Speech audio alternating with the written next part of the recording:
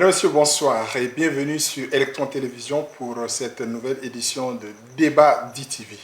Amis téléspectateurs, dans un monde où les réseaux sociaux occupent une place centrale dans notre quotidien, la question se pose avec acuité. Comment le chrétien doit-il se positionner dans cet univers numérique? Quels en sont les dangers, les opportunités, les limites? Peut-on réellement témoigner de sa foi en ligne tout en restant fidèle aux principes bibliques? Ce sont là les questions que nous allons poser sur ce plateau avec mes invités. Pour répondre à toutes ces questions, pour en débattre, nous recevons sur ce plateau des invités des marques, des hommes de Dieu, des influenceurs, des pratiquants, si vous voulez, sur ce plateau pour parler donc de ce thème que vous connaissez déjà, le chrétien et les réseaux sociaux. Merci pour votre fidélité à la chaîne citoyenne. Merci à tous les auditeurs de la radio Electron FM 89.1, ceux qui nous suivent à la radio. Merci à vous aussi. Merci à tous ceux qui nous suivent sur toutes nos plateformes digitales. Partagez, n'hésitez surtout pas de réagir. Mesdames et messieurs téléspectateurs, pour vous ce soir, je reçois sur ce plateau Dr Barak. Bonsoir docteur. Bonsoir Madouché. Merci d'accepter notre invitation. C'est avec plaisir que je suis là. Alors docteur, vous êtes chanteur et pratiquant du numérique, sinon des réseaux sociaux aussi. C'est exact, je crois bien. En tout cas, soyez les bienvenus. Ça fait très longtemps et c'est un plaisir pour nous de vous revoir sur ce plateau. Le plaisir est partagé. Après 6 ans, ouais. Merci. Je reçois aussi pour vous ce soir sur ce plateau, avec moi ici, cette dame très active que vous connaissez. Elle n'est pas nouvelle sur notre plateau, vous la connaissez déjà. Je parle bien entendu de Maître Danbaye Diato Viviane. Bonsoir Maître. Bonsoir Madouché. Bonsoir Merci. À tous. Merci d'accepter notre invitation. Ah ben, ça fait plaisir. Je me sens chez moi et l'accueil est toujours comme d'habitude, donc merci beaucoup. Merci à vous. Il faut dire, en plus de tout ce que vous faites, il faut préciser que vous êtes avocate au barreau du Tchad. Oui, je suis avocate au barreau du Tchad et en même temps chrétienne. Ouais. Donc, je viens témoigner ma foi aujourd'hui par rapport à ce thème. Merci. Et je donnerai également un point de vue sur le plan juridique. Merci, donc, voilà. Merci. Amis téléspectateurs, je reçois pour vous ce jeune, mais très actif aussi. Il est serviteur de Dieu, l'homme que j'appelle affectueusement Pasteur Tarkadi Diop. Bonsoir, pasteur. Bonsoir, Madouché, et bonsoir à Electron Télévision. Merci d'accepter notre invitation. Merci aussi de m'avoir honoré en m'invitant. Ça fait plaisir d'être à la maison. Ouais, il faut dire, ouais. Ça fait longtemps. Hein, vous étiez aussi hors du pays. Là, vous êtes revenu à la maison et ça fait plaisir de vous revoir. Ouais, je suis reparti à l'école. Hein. Ouais. Je suis à la faculté de théologie. Donc voilà, ça fait plaisir de revenir à la maison. Merci. Et notre dernier invité, c'est l'homme que j'appelle l'ancien. Il est enseignant de formation depuis plusieurs années, mais il est aussi serviteur de Dieu. Il est avec nous. Bonsoir, ancien audiorel. Bonsoir, Mardouchi. Bonsoir. Bonsoir aux téléspectateurs. Bonsoir aux auditeurs. Ouais. Voilà, tout le plaisir est pour moi. Merci. C'est un plaisir de vous avoir sur ce plateau, ancien. Merci, c'est tout le plaisir pour moi. Voilà, je disais que vous êtes enseignant de formation. Oui, je suis enseignant de formation, je suis homme de Dieu aussi. Merci. Alors, amis téléspectateurs, comme vous pouvez constater, je suis donc avec mes invités. Comme vous l'aurez constaté, bien sûr, nous allons donc croiser les regards, confronter les idées et surtout chercher à comprendre ensemble comment le chrétien peut être lumière, même dans le monde virtuel.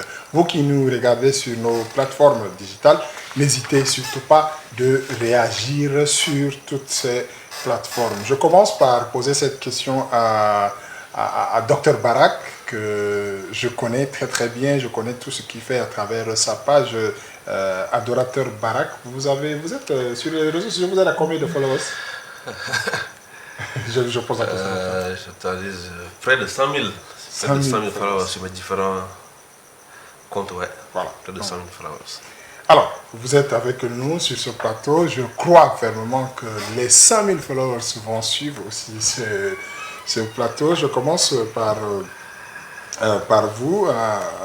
Est-ce que les réseaux sociaux, selon vous, en tant que jeune, actuellement, qu'est-ce que vous pensez de manière générale de tout ce qu'on appelle les réseaux sociaux? Je ne parle pas d'un seul réseau social, mais de manière générale. Quel regard portez-vous sur cela? Merci pour cette question qui vaut tout son pesant d'or. J'aimerais dire qu'à l'ère du numérique, les réseaux sociaux sont devenus une véritable place publique où des voix s'élèvent au quotidien et le chrétien ne peut pas être en marche. Parce que nous vivons dans ce monde, il y a des choses dans ce monde qui peuvent nous influencer. C'est une opportunité missionnaire sans précédent et un terrain qui est en même temps miné des dangers spirituels. Donc nous sommes là pour faire la part des choses, comment l'aborder, comment tirer bénéfice de tout cela sans toutefois entacher sa foi chrétienne. Je pense que cela est possible si on est correctement enseigné, si on sait comment s'y prendre. Voilà. Merci. Je poserai la même question à Maître Viviane. Comment voyez-vous les réseaux sociaux aujourd'hui en tant que chrétienne, juriste, femme active? Bon, merci bien Mardoché. C'est que moi je pense des réseaux sociaux d'une manière générale. D'abord, à savoir ce que c'est. Je me dis que c'est un moyen de communication. Ça permet à toute personne de se connecter aux autres, que ce soit à l'international, sur le plan national. Même dans une même maison, nous pouvons rester connectés et nous parler. Donc, c'est un canal qui permet aux gens de se connecter et de se parler, tout. Et d'avoir également les nouvelles des uns et des autres, de savoir ce qui se passe autour de soi, ce qui se passe dans la vie des autres. Mais tout cela, en tant que chrétiens ou chrétiens, nous nous demandons quels sont ces impacts dans notre vie, dans notre foi. Est-ce que c'est un canal qui nous permet de nous afficher, de témoigner Christ, de pratiquer notre chrétienté tout en gardant les liens sociaux que nous tissons avec les gens? Parce que lorsque nous nous connectons à un monde que nous ne maîtrisons pas. Il se peut que ce monde nous affecte négativement ou positivement, parce qu'il y a beaucoup des influenceurs sur les réseaux sociaux, mais en tant que chrétien ou chrétienne, sur quelle plateforme je peux aller pour m'instruire ou ne pas aller. Et c'est un danger réel également, parce que lorsque nous nous connectons, nous pouvons tomber sur n'importe quoi, ou bien sur n'importe qui peut dire quelque chose qui peut affecter notre foi ou bien nous dérouter de notre foi. Donc à ce niveau, je pense que les réseaux sociaux ont leurs avantages et leurs inconvénients dans notre vie chrétienne. Et en tant que chrétien, est-ce que nous faisons bon usage des réseaux sociaux? Alors, sur le plan juridique, si nous ne faisons pas bon usage en tant qu'un bon père de famille, cela pourrait retomber sur nous et nous allons causer de dommages à autrui et cela va nous amener à payer ces dommages. Donc voilà ce que je peux introduire comme début, mais nous y reviendrons. Merci Maître, vous êtes avec nous et c'est justement ça, les enfants de Dieu aussi sont dans le droit et vous allez nous aider à comprendre, surtout nos téléspectateurs comprendront mieux, nous allons y revenir. Je vais me tourner vers Pasteur Diop. Je pose la même question, vous en tant que pasteur, aujourd'hui, hier on ne parlait pas des réseaux sociaux, peut-être qu'aujourd'hui on parle des bibles numériques, on parle de tout est numérique. Vous en tant qu'homme de Dieu, comment voyez-vous cela? Je voudrais aborder dans le sens des autres. Je pense que les réseaux sociaux sont des plateformes qui sont offertes au monde. Et nous, en tant que chrétiens, on ne doit pas rester en marge, parce que nous faisons partie de ce monde-là, quand bien même nous ne sommes pas du monde. Mais moi, je veux mettre un bémol là. Je ne conseille pas aux gens d'aller rapidement sur les réseaux sociaux. Parce que, comme Maître Viviane l'a dit, vous pouvez tomber sur quelqu'un qui va vous dérouter de votre foi, si vous n'êtes pas solide dans la foi. Moi, je pense qu'il faut prendre le temps de se former avant d'accéder dans ce monde-là. Parce qu'il y a tout sur les réseaux sociaux. Tu peux aller sur les réseaux sociaux te pervertir, tu peux aller sur les réseaux sociaux t'instruire, tu peux aller sur les réseaux sociaux influencer en tant que lumière et en tant que sel, en tant qu'enfant de Dieu.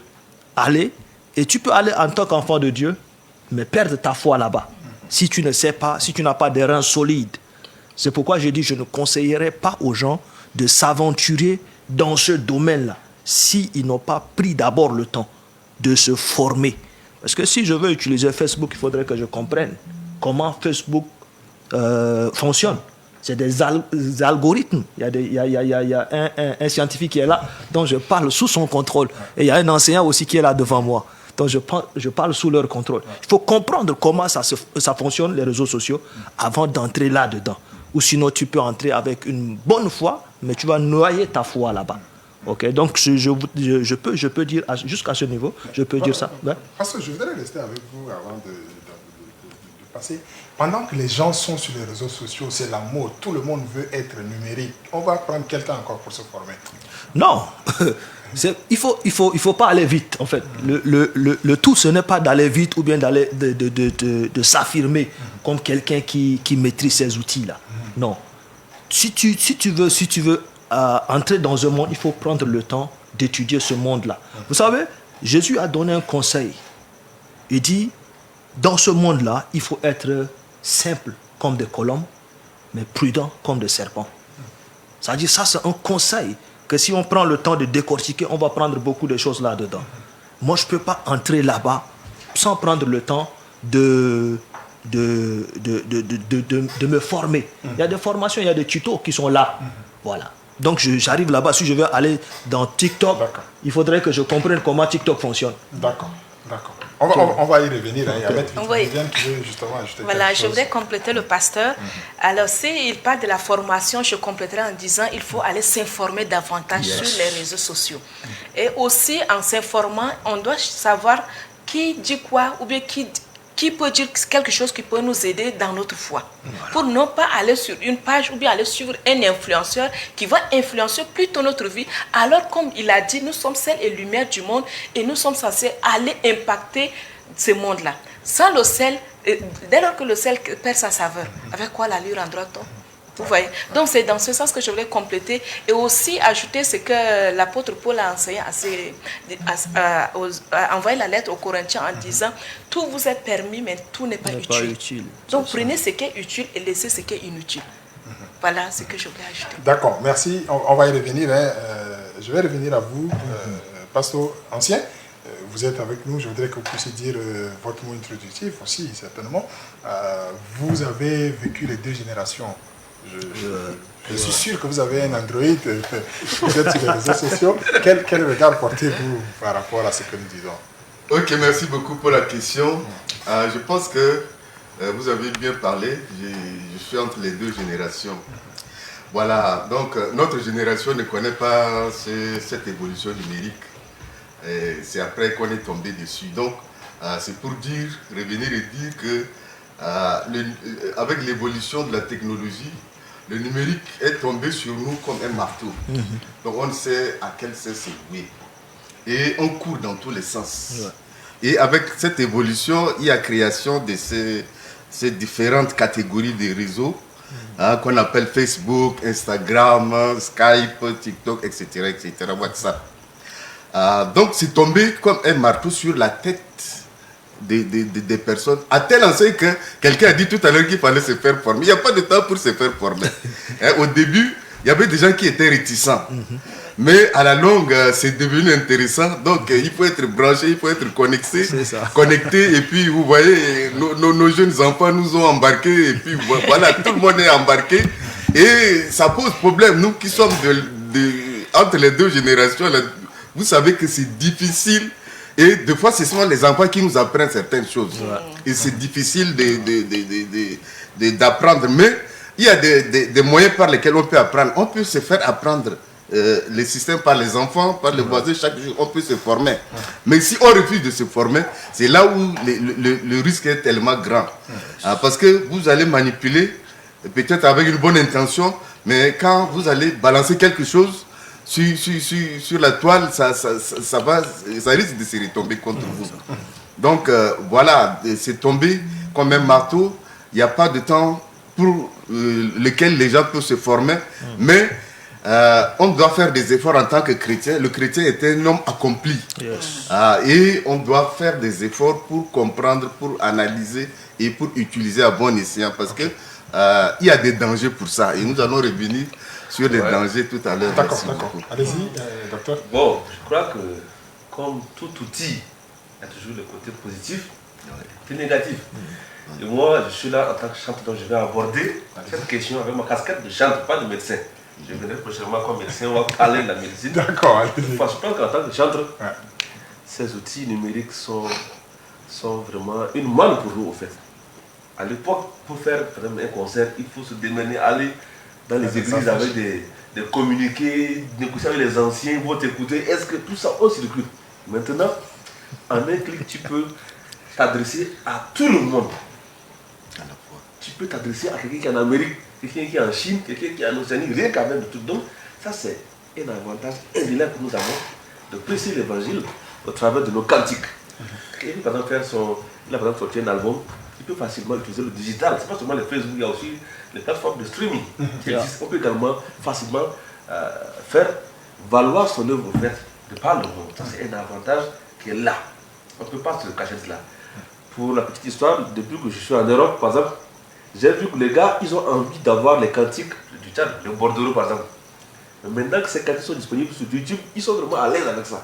Donc c'est un moyen qui nous aide vraiment à transmettre notre patrimoine culturel chrétien, tchadien, au-delà de nos frontières. Ouais. Voilà. Mais moi, je voudrais, docteur, vous êtes chantre, et vous l'avez si bien dit, vous avez abordé cet aspect. Je voudrais vous poser cette question, surtout quand vous parlez de côté positif. Ouais. Mais dites-moi, est-ce que ces réseaux sociaux sont-ils vraiment compatibles avec une vie chrétienne authentique? Ces réseaux sociaux sont compatibles quand on connaît la parole de Dieu.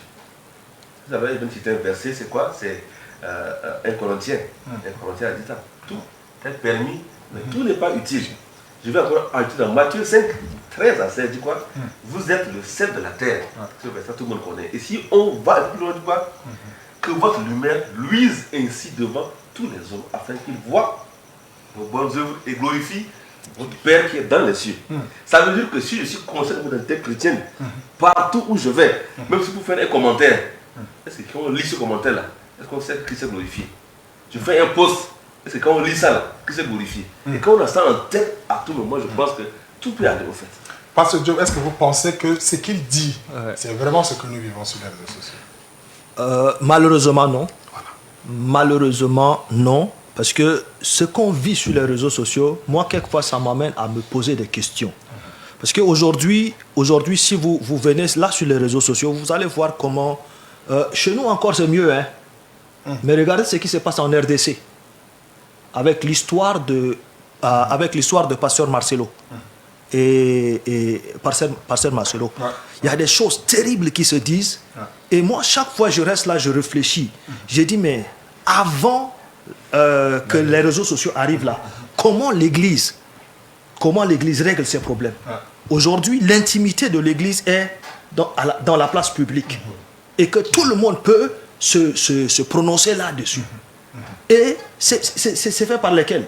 Ceux qui vont se réclamer des enfants de Dieu. Mais je me pose la question, est-ce que ceux-là connaissent réellement Dieu? Vous savez, dans l'histoire de l'Église, pourquoi on parle des conciles? Concile, ça c'est comme des plateformes aujourd'hui données aux serviteurs de Dieu de régler des problèmes doctrinaux plutôt, des problèmes de doctrine. Mais il y a plusieurs conciles. Quand vous étudiez l'histoire de l'Église, il y a plusieurs conciles. Est-ce que aujourd'hui l'Église ne peut pas trouver un cadre en dehors des réseaux sociaux pour régler son problème? Pour que tout on amène sur les réseaux sociaux. Je suis fâché contre mon pasteur, je viens sur Facebook ou bien sur TikTok pour balancer le truc là-bas. Je suis fâché contre mon frère, je viens là-bas. Pour régler son compte. Voilà le danger.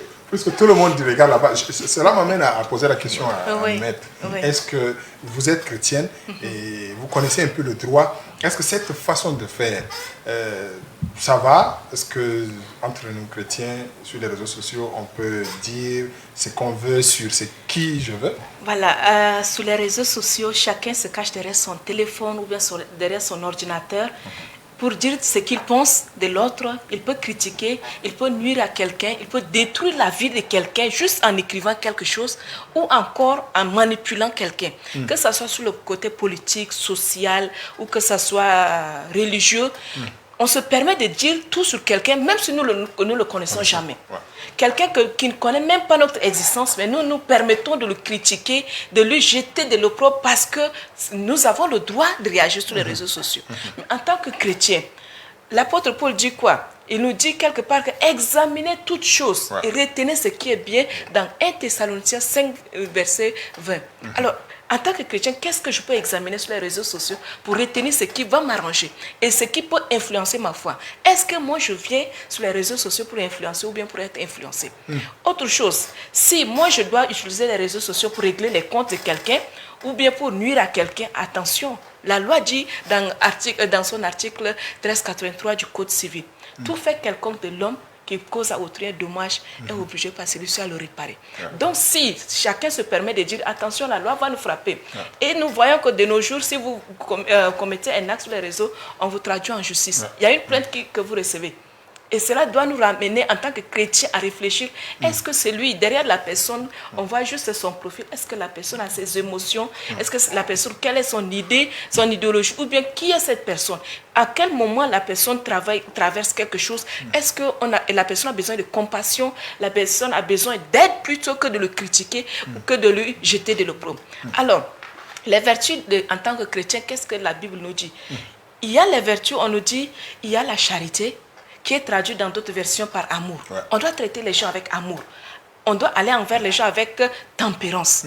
Mais si nous n'avons pas ces qualités en tant que chrétiens, nous sommes sur les réseaux sociaux en tant que des influenceurs, en tant que des stars. Alors, mais où est le Christ que nous témoignons? Où est-ce que l'Esprit de Dieu nous communique? Est-ce que l'Esprit de Dieu nous amène à dire des choses sur autrui comme ça?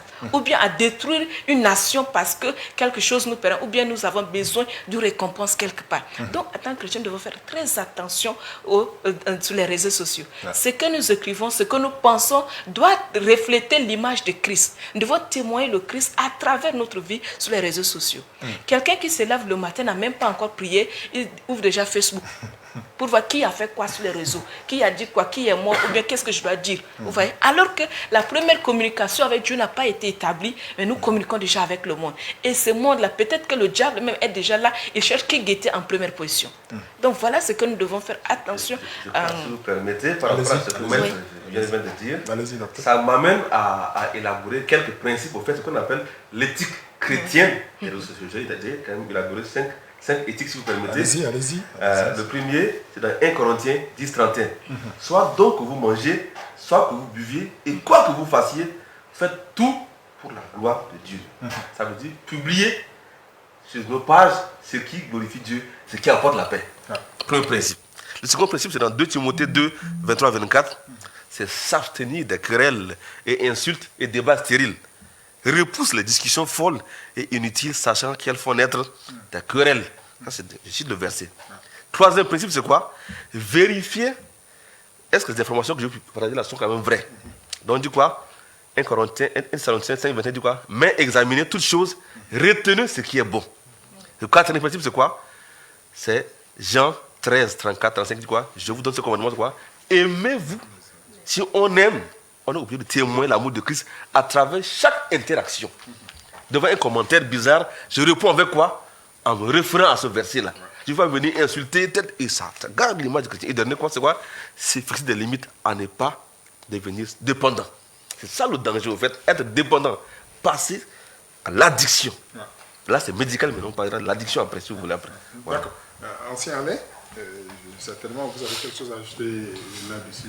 Bon, je crois que tout ça, tout ce qu'on vient de dire, là, ça demande vraiment une formation de chrétiens. Une formation du jour au jour. Vous savez, dans nos églises, vous entrez dans les églises, vous allez voir des chrétiens, pendant le message, ils sont en train de manipuler leur téléphone.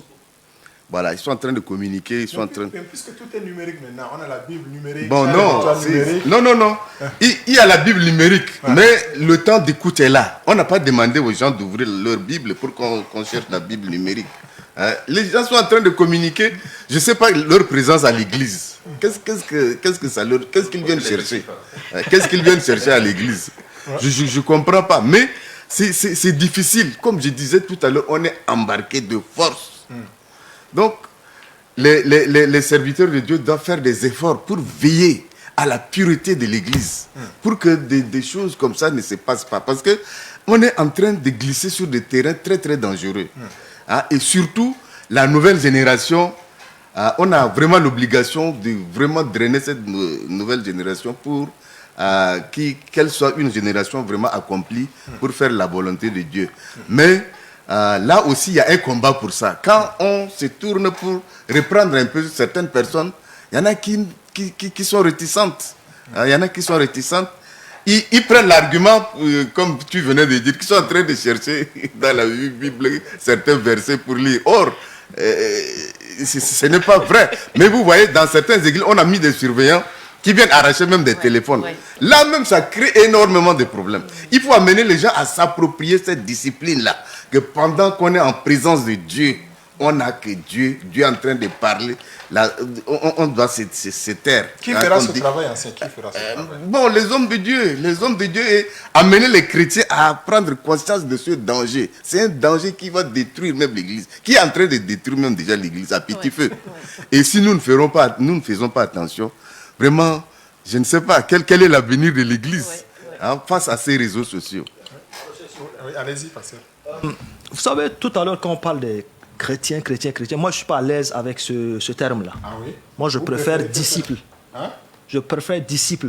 Et dans le disciple, il y a la discipline, comme l'ancien vient de dire.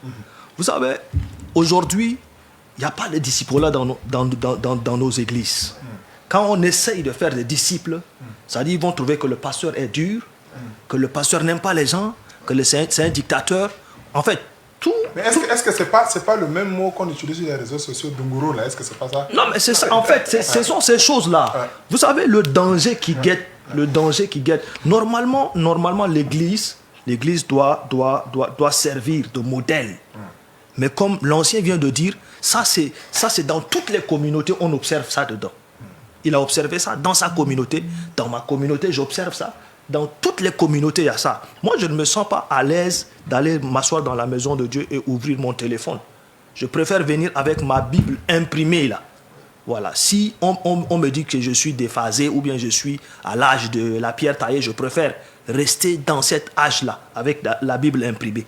Parce que ça fait que moi je porte ma grosse Bible et je reste devant tout le monde pour que ça serve d'exemple.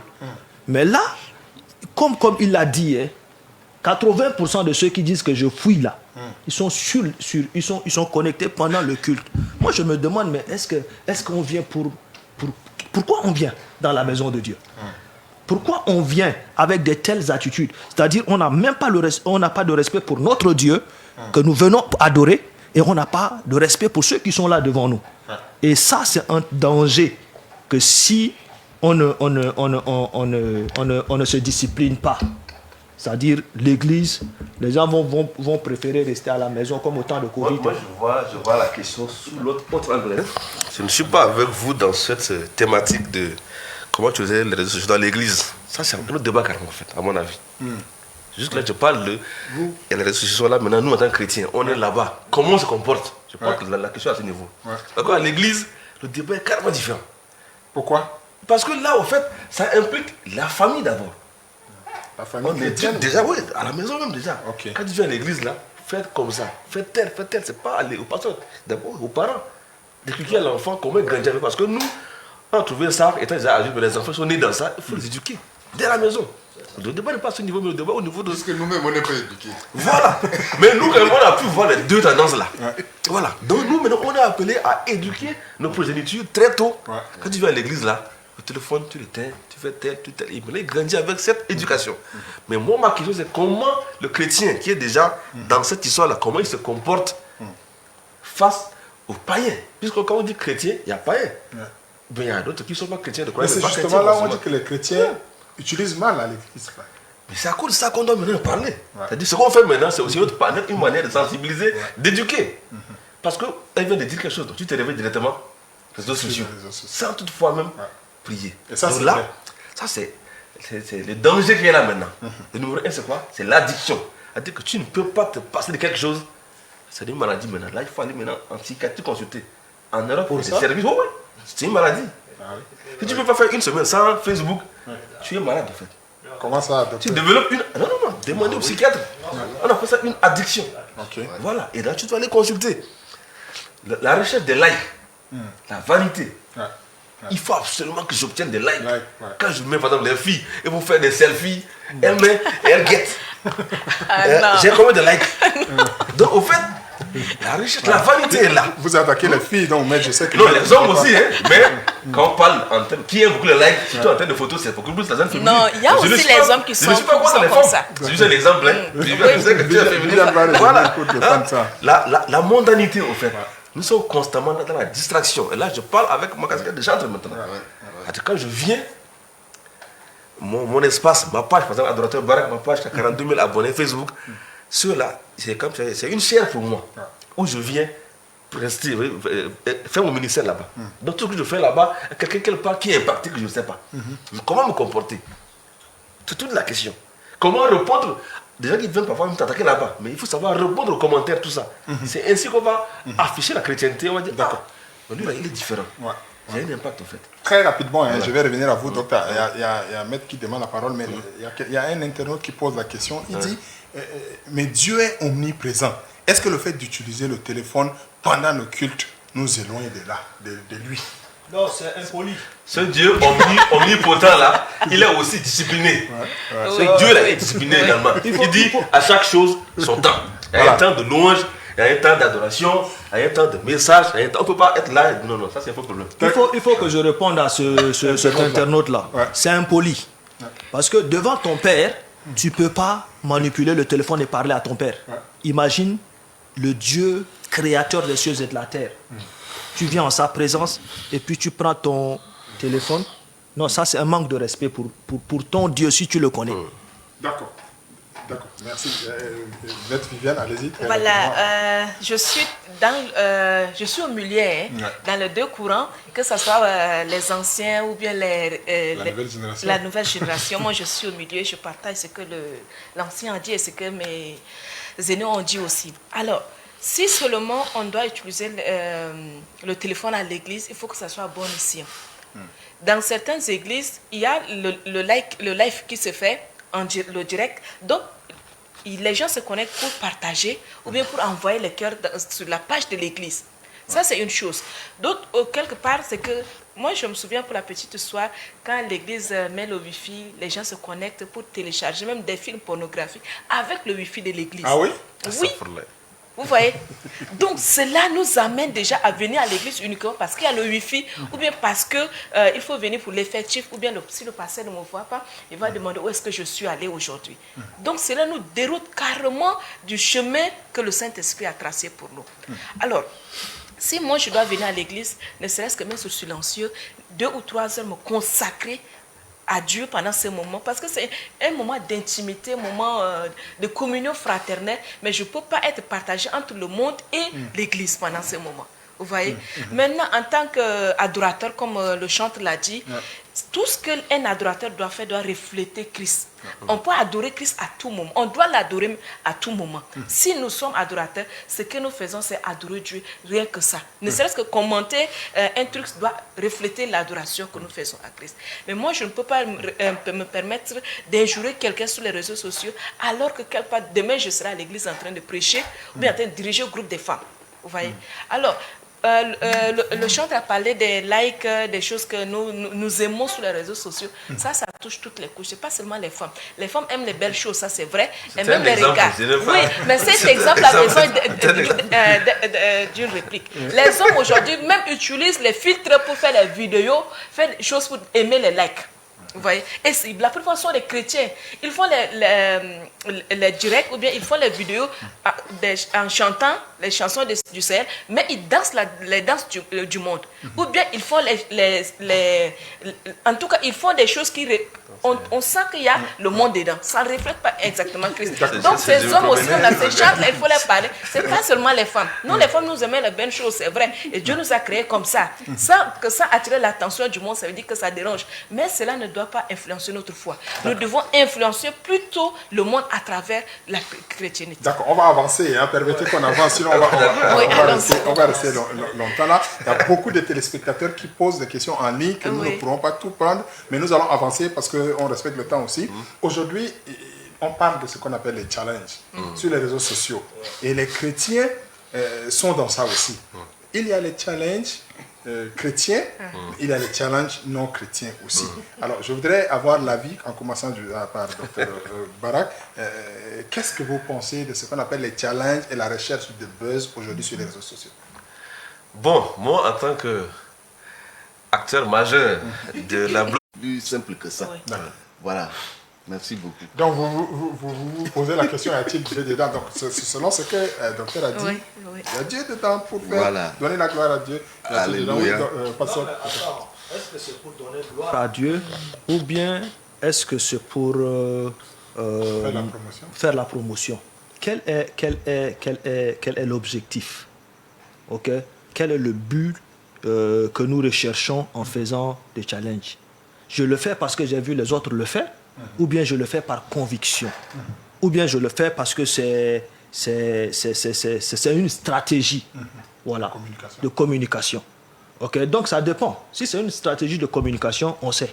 Mais de toutes les manières, comme il a dit, j'ai un message à faire passer, ou bien il a une chanson, il faut mobiliser une audience vers cette chanson-là le jour où ça sera publié.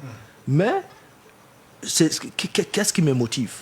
Est-ce que je fais pour moi ou bien je fais pour que la gloire revienne à celui qui est assis sur le trône? C'est ça en fait. C'est ce qui doit motiver toute action des enfants de Dieu que nous sommes. Est-ce que ce que je fais, Dieu trouve sa gloire dedans? Que ça soit sur les réseaux sociaux. Que ça soit sur les réseaux sociaux, n'importe où. Est-ce que ce que je fais là donne gloire à Dieu? D'accord. Docteur? Oui, bon, mais je crois que la question est claire et la réponse aussi est simple. C'est une stratégie marketing. Le digital évolue et on ne peut pas se cacher sous la casquette de chrétienté et dire non, ça c'est un truc du monde. Il y a un truc venu du monde, mais on peut l'utiliser à bon escient. C'est juste ça en fait. Non, moi je suis d'accord avec Barak sur ça. Mais écoutez, quand on veut par exemple, combien de chrétiens ont fait le challenge que tu as lancé? Combien de chrétiens ont participé à ça? C'est ça le problème. Plus de 200. Hein? Aujourd'hui, 200. Plus de 200. Et pourtant, les chantres seulement, c'est des milliers. Voilà. Les chantres tchadiens seulement, c'est des milliers. Voilà. Si chaque chantre pouvait s'associer à Barak, on aura des milliers qui vont faire ça. Mais aujourd'hui, excusez-moi, je me promenais, tout le monde est entré dedans. Mais c'est chrétien, il paraît. Bon, c'est chrétien, oui. Mais bon, le débat est connu. J'ai parlé, c'est allé sur ITV, j'ai suivi. On peut arriver ça, si on parle de composition musicale. Non, mais moi, c'est juste un exemple passé. C'est un exemple que je donne. C'est un exemple que je donne. Ok. Combien de gens sont rentrés? Des Tchadiens, l'Afrique. L'Afrique qui est rentrée dedans. En Europe, ça a pris. Oui, en Europe même. Ça a pris partout. Je me promenais là-bas.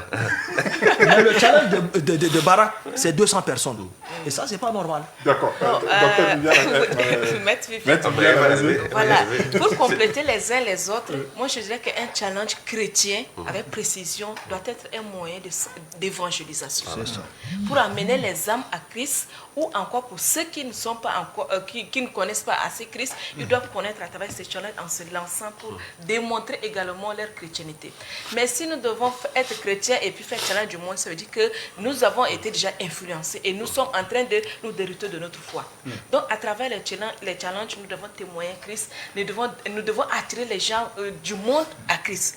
Et cela permet également de partager la communion fraternelle avec les uns et les autres. Aujourd'hui, aimer Dieu de Barak, si seulement, comme le pasteur l'a dit, beaucoup de gens le font, c'est-à-dire que ça prendra d'ampleur.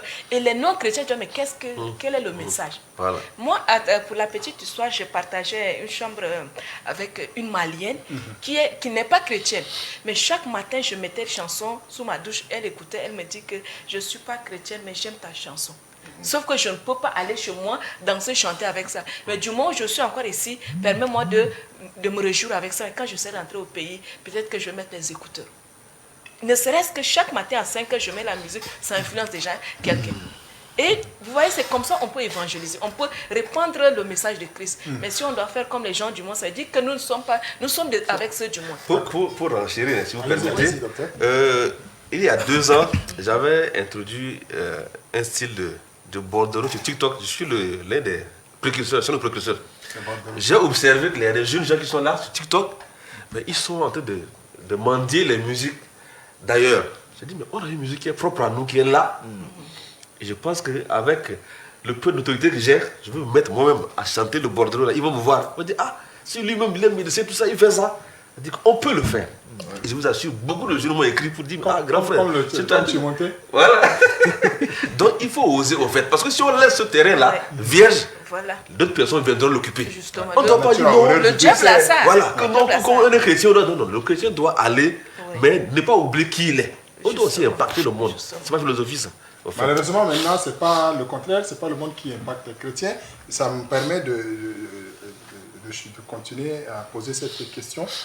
On voit aussi que les chrétiens utilisent les réseaux pour envoyer les nudes, par exemple. Les nudes, en tant que chrétien, parce que le chrétien doit impacter. Mais est-ce qu'on peut utiliser un réseau social pour envoyer les nudes, même à sa femme? Je pose la question. Ancien? Je ne sais pas, mais vous voyez, on a dit que il faut une bonne utilisation. Il faut une bonne utilisation. Le problème des réseaux sociaux, c'est que nous sommes en train de dire la façon d'apprendre à utiliser. Moi, je pense que l'Église a une grande responsabilité. Quand les gens apprennent les choses dans le monde, ils apprennent de la mauvaise manière. Mais quand c'est à l'Église, les gens apprennent de la bonne manière. Donc, il faut canaliser les choses pour que les choses de ce genre, l'utilisation des réseaux, soit apprise à l'Église de la bonne manière pour que les gens ne soient pas, ne déraillent pas de leur chemin. Donc, voilà un peu, il faut poser les bases. Quand les bases sont bien posées, là, je crois que les autres choses vont aller bien. Mais si ce n'est pas bien posé, ça va être... L'Église, de nos jours, l'Église aussi a un problème. Est-ce qu'on sait quand même ça? Oui, je sais, l'Église... L'Église n'est plus suffisamment un modèle. L'Église universelle. Je parle de l'Église au Tchad. L'Église au Tchad. Au Tchad, on ne se ment pas. Donc, du coup, les jeunes estiment que l'Église ne répond plus à leur attente, au fait. Oui. Donc, ils vont ailleurs rechercher des solutions. Et c'est là que je m'adresse aux responsables ecclésiastiques, en fait. Oui. Ils vont ailleurs pour apprendre, mais ils apprennent de la mauvaise manière. Je sais qu'à un moment au Tchad, ici, il y avait des jeunes de l'église qui se sont levés comme ça pour aller faire des déclarations. Parce qu'ils se réclament des jeunes de l'entente des églises évangéliques. Parce qu'ils pensent que les dirigeants ne sont pas suffisants, ils sont en train de dormir et qu'il fallait réagir. Donc, vous voyez, tout ça, c'est parce que c'est les réseaux sociaux. Ils sont allés d'eux-mêmes et ils ont fait des déclarations comme ça. Et ça a un peu perturbé l'église pendant ce temps-là. Mais les gens sont allés recadrer. Il a fallu qu'on vienne négocier avec ces jeunes-là, les rassembler, négocier avec eux pour qu'ils reviennent sur leurs déclarations qu'ils avaient faites. Voilà, Mardoché, avant de revenir à ce que l'ancien a dit, l'Église a la responsabilité de recadrer ses fidèles, de les enseigner, parce que la Bible dit, il faut enseigner, il faut instruire, il faut corriger, quand ça ne marche pas. Maintenant, pour revenir à ce que l'ancien a dit sur la question des jeunes qui se sont lancés, je fais partie de ces jeunes initiateurs. C'est moi-même qui étais à la tête. Et cela me permet aujourd'hui de dire à nos pasteurs, à tous ceux qui nous écoutent, parce que c'était la mauvaise organisation de l'Église. L'Église était allée au dialogue national inclusif, alors que l'Église, ça c'est l'Église protestante, l'Église catholique s'était retirée. Alors, si le chrétien doit être sel et lumière, mais c'est celle laquelle allait s'éteindre, ou bien ça allait se diluer dans l'eau là-bas, quelle est sa saveur? C'était ça notre démarche. On n'a pas fait des sorties sur les réseaux sociaux. On a écrit à le mettre pour l'interpeller sur sa participation ou bien sa participation au dialogue. Et vous avez utilisé les canaux bien sûr, sociaux? Non. Le réseau social était venu après. Nous, on a écrit, on a été... Une correspondance à bon niveau. À bon niveau, on a été reçu, on a demandé des audiences. Alors, le canal qu'on a utilisé, ce n'était pas un canal réseau social. Non, c'était le WhatsApp. En privé, on a créé une plateforme qui nous a permis de nous réunir et d'examiner les choses et de saisir les maîtres. Et grâce à cela, les maîtres s'est ressaisi à un moment donné. Les maîtres a été influencés négativement par le régime en place. Les maîtres a été dominés parce que on nous demandait chaque lundi de prier dans nos églises pour la nation, pour le dialogue, alors qu'eux-mêmes ils sont dans la salle et ils étaient là pour accompagner les choses. C'est là où nous n'avons pas été d'accord. D'accord, on va y revenir. Ouais. Je vais rester sur ma question. Je vais poser la question par rapport au NUT. Je crois que l'autre a ajouté. Est-ce que pasteur, tu peux ajouter là-dessus? Moi, j'ai dit, j'ai pas besoin d'utiliser ça avec mon épouse. Non, j'ai pas besoin de ça. J'ai pas besoin de ça. Aujourd'hui, tout ce qu'on fait, nous, on pense que c'est enregistré quelque part. OK? Donc, on doit faire... moi, je pense que c'est l'ignorance qui pousse les gens à faire ce genre de trucs-là. Tu vas te retrouver un jour, aujourd'hui, avec l'intelligence artificielle. Là. OK? Vous savez, il y a un truc qui se passe. On peut cloner ta voix. OK? On peut cloner ta voix. Et donc, on doit faire très attention avec ces choses-là. Même se filmer, quand tu te filmes, tu effaces. Je peux retrouver ça dans ton téléphone. Ah oui? Dans mon téléphone, je peux retrouver ça. Parce que j'ai pris le temps d'explorer ce monde-là. C'est pourquoi je fais tellement d'attention. Donc, c'est pas bon. C'est pas bon. Je n'ai pas besoin d'utiliser ça avec mon épouse. C'est pas bien. C'est pas bien. Ok. Non, je voudrais rebondir sur quelque chose. Vous savez, c'est facile d'attribuer la responsabilité aux responsables d'église. En ce qui concerne la formation, c'est ça? Oui, non, la formation, comme tout à l'heure Barak l'a dit, en ce qui concerne la formation. Ok, je peux avoir des modules d'enseignement. J'annonce à l'église. Mais si les gens ne viennent pas, je ne vais pas enseigner les chaises. Ils ne viendront pas. Voilà, je ne vais pas enseigner les chaises. Vous utiliser les réseaux sociaux? Non, mais attends, aujourd'hui là, écris seulement Jésus t'aime. Mets ça sur ta page. Combien de gens vont venir liker? Combien de gens vont commenter? Mais écris une bêtise. Quoi par exemple? Dis qu'il pleut. Écris seulement qu'il pleut. Ça, c'est pas une bêtise. Moi, non, écris une pleut. Okay. Et tu vas voir comment les gens vont venir commenter en bas.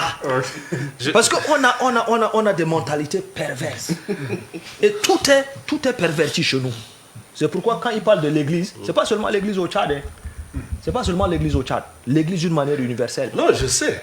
Dieu m'a fait grâce de beaucoup voyager. Oui, d'accord. Donc je vois partout. J'ai fait l'Afrique, l'Amérique, l'Europe. J'ai beaucoup voyagé. Je sais. Mais comme on parle du côté tchadien, c'est pourquoi j'insiste. Par exemple, tu es là, ton père chaque fois frappe ta main à la maison. Toi, tu vas te marier. Frapper une femme, c'est normal pour toi. Non, mais tu as grandi dans ça. Voilà. Et donc, depuis 20 ans, l'église au Tchad a un problème.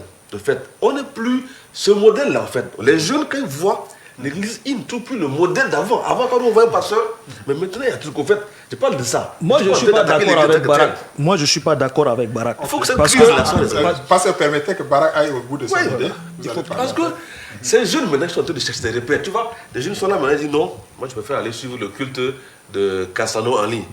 Je suis de peut-être quoi, c'est pas, Marcel Tounassi. Au fait, je ressens beaucoup de jeunes avec cause, au fait. Donc, ils n'ont plus confiance à l'église.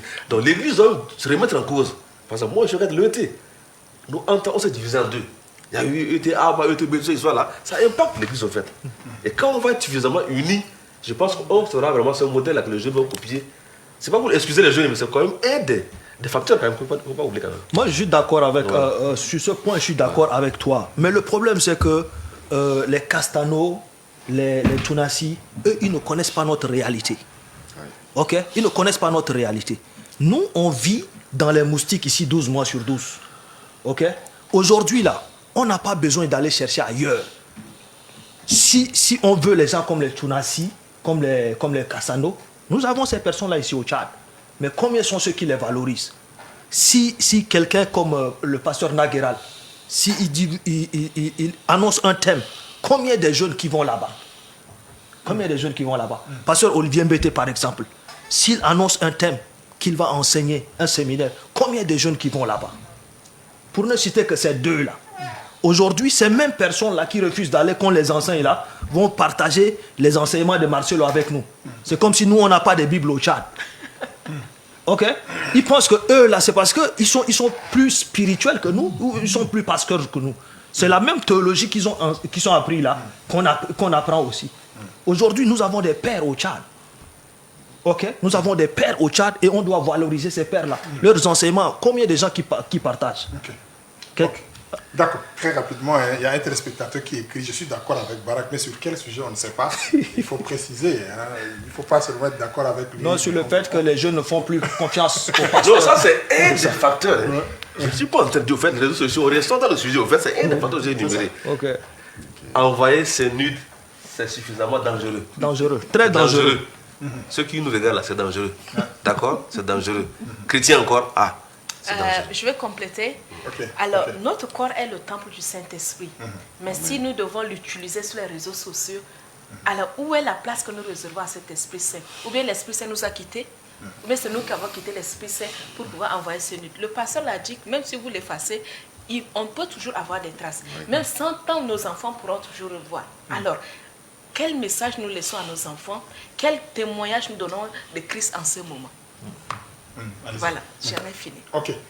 Amis téléspectateurs, vous suivez Electron Télévision. Si vous venez de prendre le train en marche, nous parlons d'un thème crucial, bien sûr, le chrétien et les réseaux sociaux. Et je reçois tous ces invités pour en parler. Ceux qui nous suivent en ligne, malheureusement, nous ne pouvons pas tout répondre à vos questions. Les questions pleuvent. Nous sommes en train d'aller pour chuter. Nous ne pouvons pas tout répondre à ces questions. Aujourd'hui, j'ai envie de poser cette question. Est-ce que les réseaux sociaux ne risquent-ils pas de remplacer le culte, hein, ou bien l'église, le service réel même? Parce que parfois, on préfère, comme quelqu'un l'a dit, ne pas aller à l'église, suivre le culte, même si Barak a une église, un de ses fidèles préfère rester à la maison et suivre le culte là, à la maison. Est-ce qu'à un certain niveau, on n'aura pas de soucis à ce niveau, ancien Alain?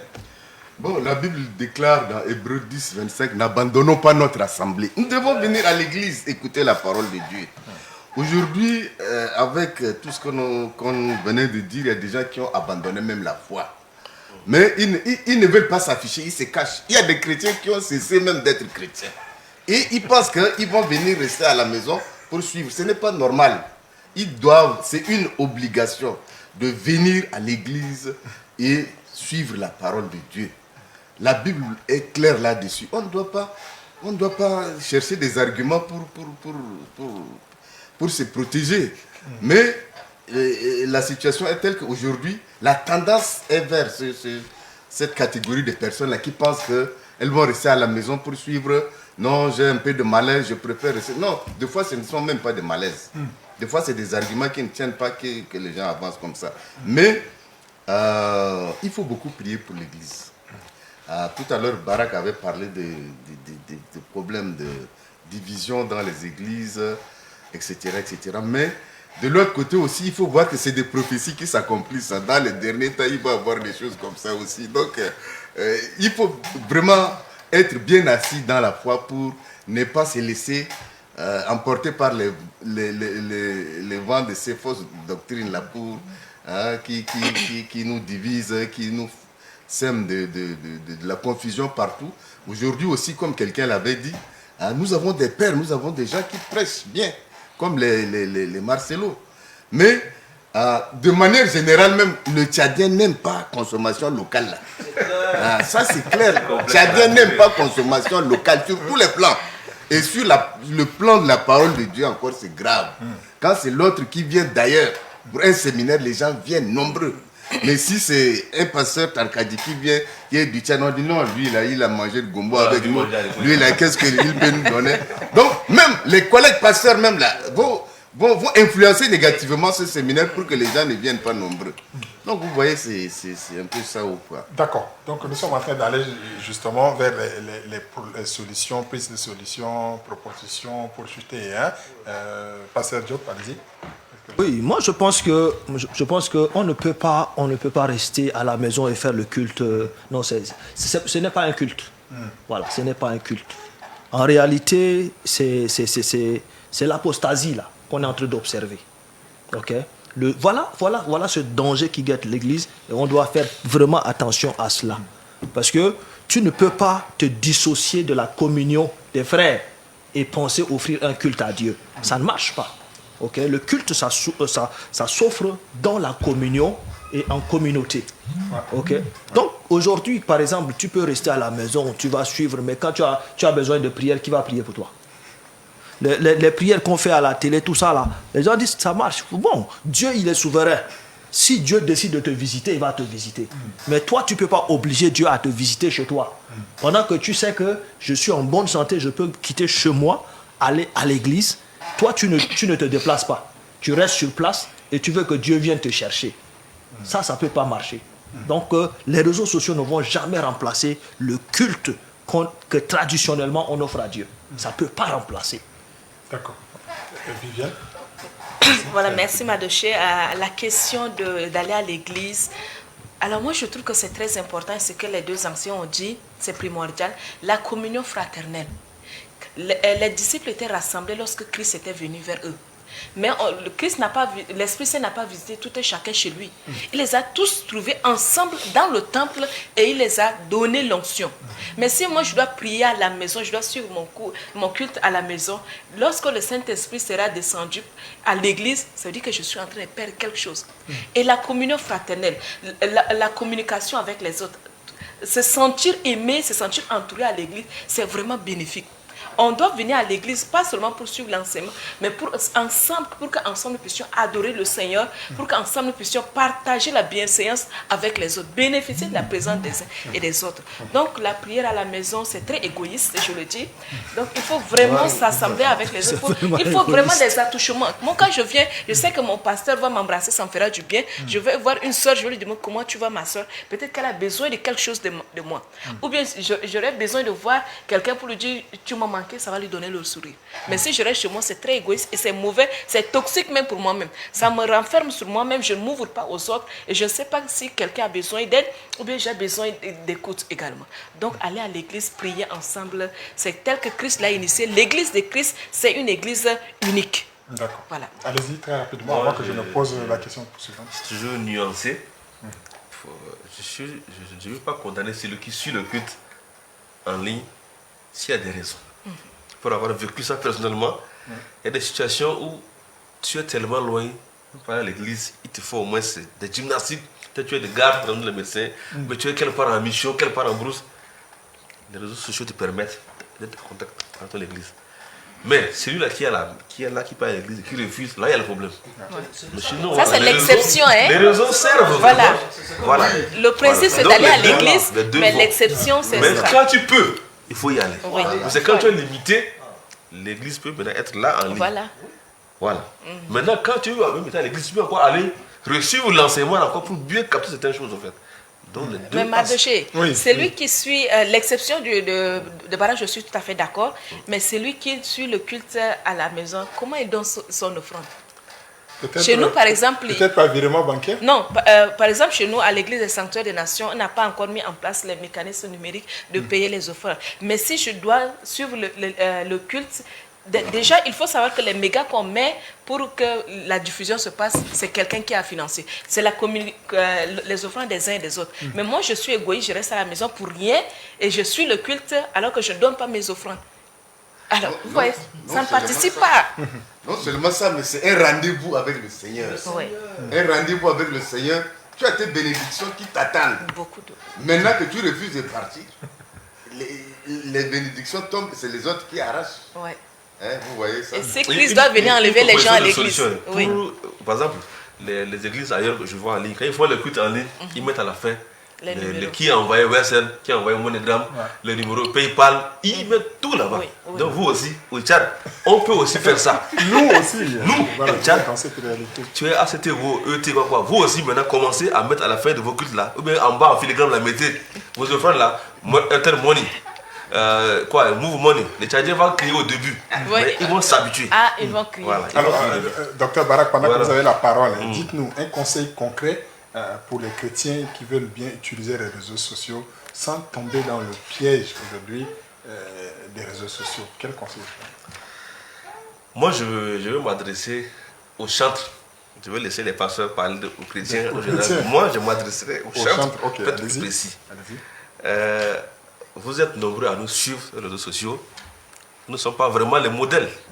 Mais Dieu nous aide à faire notre mieux. Je crois que les réseaux sociaux, c'est des outils qui sont là et on ne peut pas s'en passer. Mais toutes les fois qu'on les utilise, qu'on se rappelle que nous avons deux passeports. Le passeport tchadien et le passeport chrétien. Toutes les fois que je publie quelque chose, que je fais un commentaire, que je mets une image, que quelque part publie quelque chose, commenter quelque chose, que je me rappelle, quand quelqu'un lit ça, il dit « Ah, mais c'est Barak qui a écrit ça. » Est-ce que ça va scandaliser ou non? Qu'on soit conscient de cela. Ce n'est pas évident dans tous les cas. Mais on doit faire des exercices là à tout moment en fait. Ce n'est pas évident. Parfois on n'est pas sur les réseaux sociaux avec les vrais noms aussi. Voilà, bien sûr. Il y en a qui se cachent en fait. On se connaît. On se cache. Mais il y a des gens qui font des captures d'écran. Il a besoin d'un groupe WhatsApp pour dire est-ce que tu as invité à l'église ça? Ça fait des débats encore. Ça c'est un débat encore. Ouais, il faut des captures d'écran. D'accord. Moi je ne suis pas pour la chrétienté coincée. Non, non, non. Je suis pour une chrétienté décomplexée, toutefois en restant sur les lignes que les apôtres ont tracées pour nous. Voilà. Allez-y, pasteur. Moi, je pense qu'on ne va pas en 2025 créer une nouvelle chrétienté. Non, non, non. On doit marcher sur les traces de nos pères apostoliques. Ok? On doit marcher sur les traces de nos pères, ceux qui ont reçu l'évangile dans cette nation. D'autres sont encore vivants. Et c'est des gens qu'on doit copier. Je vais donner l'exemple d'un pasteur étranger que j'ai commenté les événements du 20 octobre. Il avait parlé des événements que nous avons subis 20 octobre 22 plutôt. Je suis venu, j'ai dit merci parce que tu as pensé à ma nation. Après, il m'a contacté. Il a vérifié ma page et il a su que je suis vraiment un serviteur de Dieu. Il m'a contacté et il m'a proposé quoi? Il m'a proposé qu'on fasse des buzz parce qu'il veut qu'on me connaisse. Je lui ai dit, j'ai pas besoin de ça. Je lui ai dit, j'ai pas besoin de ça. J'ai fait des captures d'écran. Hein. Aujourd'hui, quand on cause comme ça, on fait des captures d'écran. J'ai ces messages-là. J'ai dit, j'ai pas besoin de ça. J'ai pas besoin d'être connu. J'ai pas besoin d'être connu pour être tout le temps sur Facebook. La célébrité. Ouais. J'ai dit, mais on va faire le buzz là comment? Qui va parler de moi? Je vais parler de lui. J'ai dit, mais ça là, c'est pas ce que le Seigneur nous a appelé. Nous avons une mission. Dieu te connaît, c'est suffisant. Dieu me connaît, c'est suffisant. Et nous avons une mission en tant qu'Église. Il ne faudrait pas qu'on sorte en dehors de notre mission. C'est de faire des nations les disciples. Si Dieu nous donne un outil comme les réseaux sociaux, nous devons utiliser ça de la bonne manière pour gagner des âmes au Seigneur. Parce que là où je ne peux pas arriver, je peux rester derrière mon téléphone et je fais une vidéo et ça peut bénir quelqu'un quelque part. Ça, Dieu peut le faire. Parce que je ne peux pas arriver là où Barak vient, par exemple. Mais quand Barak fait ses concerts de loin, de loin, depuis ici, nous, on vit avec lui, live, ce qu'il fait. Voilà l'avantage où on doit utiliser, mais pas pour aller se manquer de respect, pour aller jeter l'intimité de l'Église sur la place publique, comme on le fait aujourd'hui. Ouais. C'est pas ça notre mission. Notre mission, c'est de gagner des âmes. Est-ce que tout ce qu'on fait sur les réseaux là, combien des âmes nous avons gagné? Il faudrait qu'à un certain niveau, qu'on s'arrête pour évaluer. Combien de gens? Parce que c'est de l'argent. Je mets des mégas là, c'est avec de l'argent. Si je ne gagne pas des âmes, je vais continuer à mettre des mégas. Mes enfants vont manger comment? il y a des priorités ailleurs. Donc il faudrait que nous puissions évaluer à un certain moment combien des âmes j'ai gagné depuis que je suis sur les réseaux sociaux. Si je n'ai pas gagné des âmes, pourquoi continuer là-dedans? Je reviens à ma méthode traditionnelle de la mission là pour gagner plus des âmes au Seigneur. Mieux. Nous arrivons quasiment à la fin du temps, donc je vais vous donner la parole pour que vous dites vos mots avant de conclure, parce que nous sommes malheureusement arrivés à la fin. Je commence par mettre. Ok, merci beaucoup. Ce que je pourrais dire à la fin, c'est que l'évangile de Christ n'a pas changé. L'évangile reste le même, et si nous devons l'adapter avec la nouvelle technologie, c'est que nous devons le faire avec beaucoup de sagesse, avec beaucoup de retenue, pour non pas qu'en tant que chrétiens, nous puissions utiliser les réseaux sociaux pour faire fuir les gens, ou bien pour que les gens puissent douter de notre foi ou de leur foi à eux-mêmes. Donc, comme le pasteur l'a dit, nous devons amener des âmes à Christ et non de chasser les âmes qui viennent vers Christ. Autre chose, c'est qu'il ne faut pas que l'usage des réseaux sociaux nous amène à tomber dans l'idolâtrie. Parce que dans Exode chapitre 20, il est dit, tu n'adoreras que l'Éternel seul ton Dieu. Mais si nous devons nous réveiller avec les réseaux sociaux, dormir sur les réseaux sociaux, ça veut dire que nous sommes en train de passer à côté d'adorer les influenceurs, d'adorer quelqu'un, d'adorer les pages au lieu d'adorer Christ. Donc ce que nous devons faire, c'est de faire attention à l'usage des réseaux sociaux et de ne pas nuire à quelqu'un sur les réseaux sociaux. Parce que la loi va nous pénaliser. Et nous sommes en train, si nous faisons du mal à quelqu'un, Dieu nous demandera compte un jour. Si la justice humaine même nous pardonne, ça veut dire que Dieu est en train d'écrire dans le livre de vie que voilà, un jour tu as insulté, tu as porté atteinte à un pasteur, à un homme de Dieu sur les réseaux sociaux. Tu as exposé la nudité de ton église sur les réseaux sociaux. Pour qui tu te prends? Pour qui tu te prends pour juger quelqu'un? Alors qu'il est dit, tu ne jugeras pas, pour ne pas être jugé aussi. Donc voilà, en quelques mots, je peux dire de ne pas adorer les réseaux sociaux, parce que nous avons un seul Dieu qui est très jaloux et qui aimerait être lui seul et lui seul être adoré. Donc voilà. D'accord. Docteur? Merci pour cette opportunité. Comme mot de fin, je crois qu'on doit utiliser 1 Corinthiens 10, le verset 23 et le verset 31. 1 Corinthiens 10, le verset 23 et le verset 31, ce sera là mes deux versets pour conclure ce débat. D'accord. Pasteur Diop, qu'est-ce que vous direz comme mot de fin? En tout cas, le débat est houleux. Et comme les internautes disent que c'est fort. Merci à Electron pour ce thème. Mais je voudrais lire ce texte avec nous, ce texte que tout le monde connaît. Romains, le chapitre 12, le verset 2. On peut lire le verset 1 et le verset 2, mais je vais lire le verset 2 avec nous. Il dit, ne vous conformez pas au siècle présent, mais soyez transformés par le renouvellement de l'intelligence afin que vous discerniez quelle est la volonté de Dieu, ce qui est bon, agréable et parfait. Donc moi je pense que si Dieu nous donne des plateformes comme les réseaux sociaux, nous ne devons pas venir là-bas et puis nous perdre. Mais nous n'allons pas aussi suivre les coutumes des choses qui se passent là sur les réseaux sociaux. Nous devons venir avec notre identité chrétienne, nous devons venir en tant que sel, en tant que lumière pour apporter la solution. Mais nous ne venons pas là pour régler les comptes, nous ne venons pas là pour exposer. La Bible dit que l'Église est l'épouse de Christ. Imaginez que quelqu'un expose la nudité de ma femme, je ne serais pas d'accord. Je serais prêt à traduire cette personne-là à la justice. Maître Viviane est là. Je suis prêt à amener une telle personne qui va exposer la nudité de ma femme. Donc imaginez, Christ ne sera pas d'accord qu'on expose l'Église tous les jours. Ce que je dis là, ça commence par venir chez nous. Parce qu'on a vu des situations que nous devons cacher, mais qu'on expose. Des églises fermées, des pasteurs, on a déposé leurs affaires dehors. Vous savez, ça, c'est des choses qu'il faut éviter. Parce que l'église, c'est l'épouse de Christ. Quelle que soit la dénomination, c'est l'église. Cette église-là est l'épouse de Christ. Moi, je parle de l'église universelle, je ne parle pas d'une dénomination.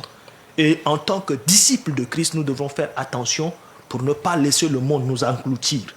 Mais que nous laissons que la transformation, notre intelligence soit renouvelée par le Saint-Esprit, afin que nous discernions qu'est-ce qui est bon, qui est agréable et qui est parfait.